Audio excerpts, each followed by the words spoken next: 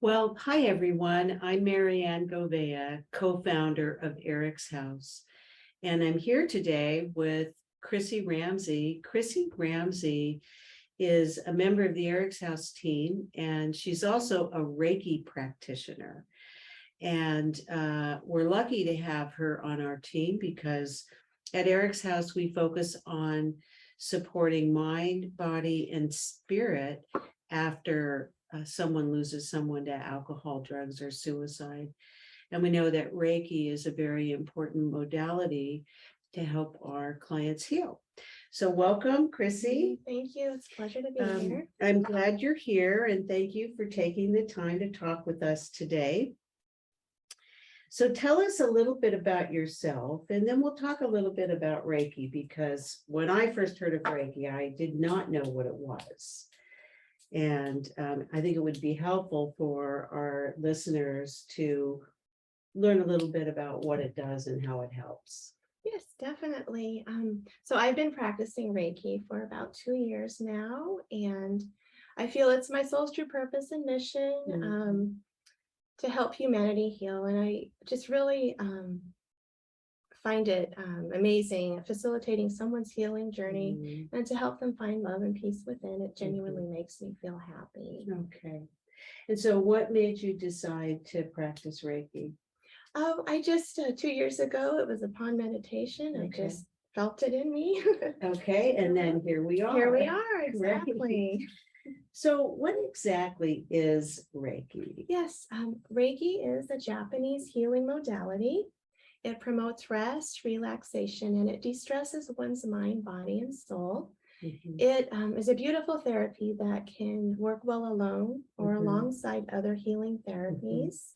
It can be performed with or without touch, either in person or long distance. And the Reiki practitioner places both hands above or gently on the client's body while they remain fully clothed and in a relaxed position. Okay.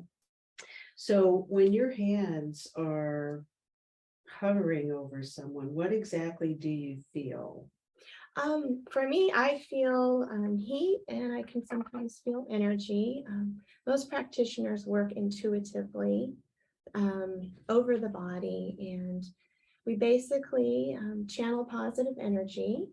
Okay. And over time, well, we're basically all made of energy, and sometimes when our energy is weak or obstructed, it can lead to mental, emotional, and physical imbalances. So Reiki promotes positive energy flow. Okay.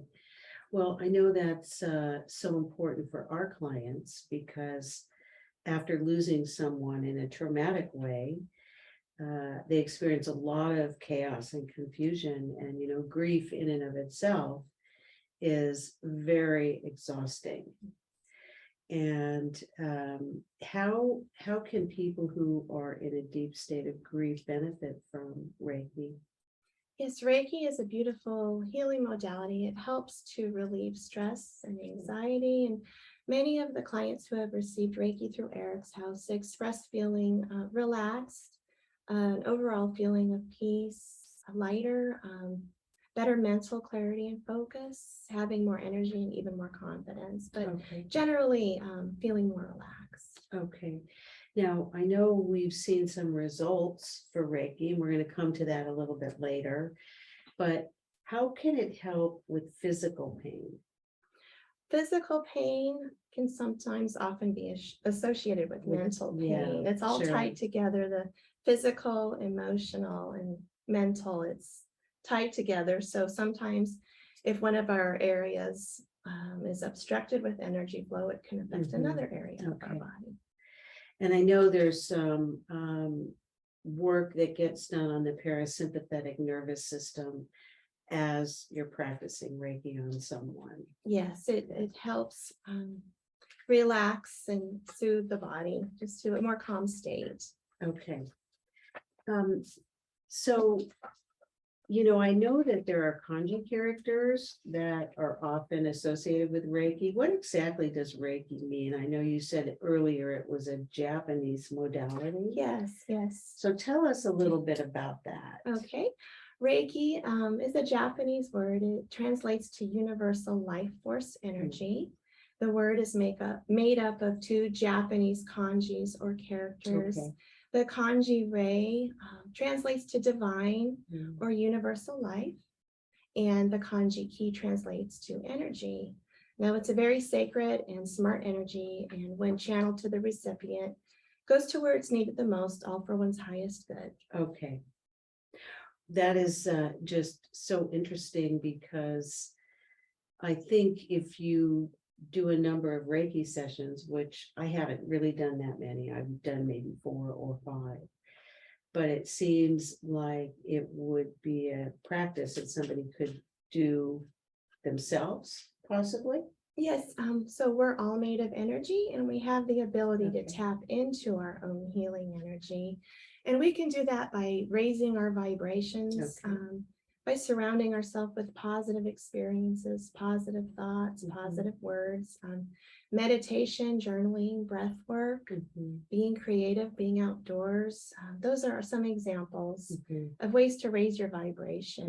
And to first start your healing journey, it's best to give yourself permission to heal and set boundaries to kind of detach and eliminate anything that doesn't have a positive effect on you. And then you can really focus on yourself and your own journey.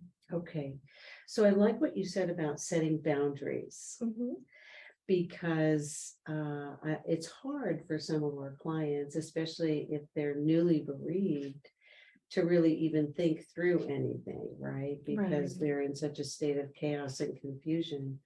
So if they're doing Reiki or you're doing it with them, it seems like it would open up some space for them, for their brains just to calm down a little bit. Yes. And receive the healing that comes from Reiki. It's recommended during a session that the client remains in the present moment. Okay. And that's very important. So you don't think about the past or the future. You remain present. And when you do that, you're more open to receiving it and feeling it. Okay. Well, I think that really helps to understand a little bit about what Reiki is, and that it's universal, right? It's universal. We all have this energy, and we can all learn how to over time convert our grief into something more positive that can lead to our healing. Yes. What are some of your experiences with our clients? What happens when an EricsHouse client comes to see you? Walk us through the process. Okay, definitely. So basically the sessions are done with the client relaxed and closed, and we begin by doing some breath work. And in a long distance session, I read I do an opening, and the client remains relaxed and kind of listens. And during the Zoom session, I turn off my video and my sound as I begin the session. So they do as well, and I just ask them to relax and feel the energy flow through them by staying in the present moment. And so some things clients may experience are tingling sensations, a feeling of relaxation. Sometimes people see visions or colors, and sometimes people might even fall asleep, but the energy knows where to go. Each individual and each appointment are different, but sometimes emotions do tend to surface and release. So it's best while that happens, the client just kind of sits with it. And emotions are also a form of energy. So we can discuss what maybe they experienced during the session. We can discuss it afterwards. Sometimes crying may occur, anxiety, frustration, anger, and sometimes even laughter. And that can also occur during meditation. Just, simple meditation. So tell me, when I talk to people about our ability to do Reiki, virtually or distance Reiki. How does that work? How can that actually support a client? Yes, long distance Reiki works just as well as in Okay. person, and EricsHouse offers Zoom sessions for those. And it's mostly about the practitioner setting an intention to heal long distance, as well as the recipient being open and ready to receive it. So, Okay. All right, so it does work. I mean, I know that Yes. several of our clients have tried it, and the nice thing about it is they have time to reflect on it when they're in their own homes, right? They don't have to get in a car and drive home. They're already home, and they can kind of carry the energy into the day. yes. And I think that's a huge benefit. And if also too, maybe some emotions arise and they're still sticking with you, it's best after the session. I just recommend to maybe journal down Mm. what you experienced, and it might help make sense of that emotion, and just your whole experience with Reiki. Yeah. Okay, now I'm going to switch, go to a different direction. I want to talk a little bit about statistics.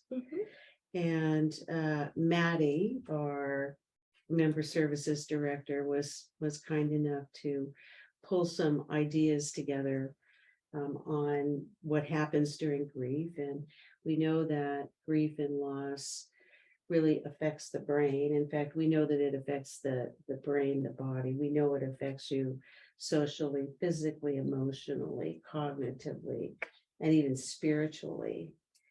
And Reiki might even help to get in touch with all of those things, Yes. right?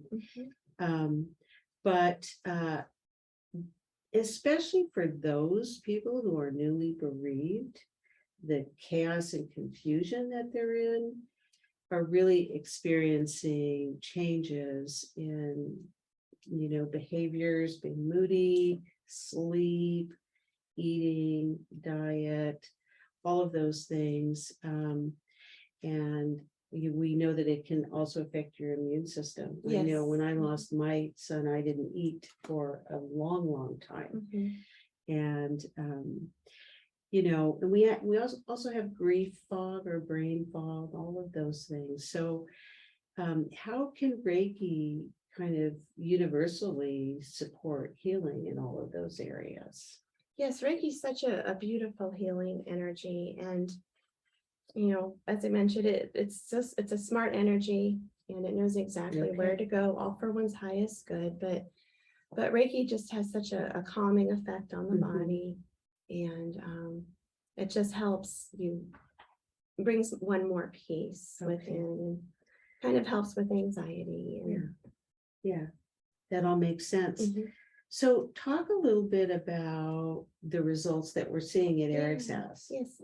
So before and after each session with each client, we have them fill out a pre and a post survey, which rates their emotional, physical pain, and stress levels on a scale of 1 to 10.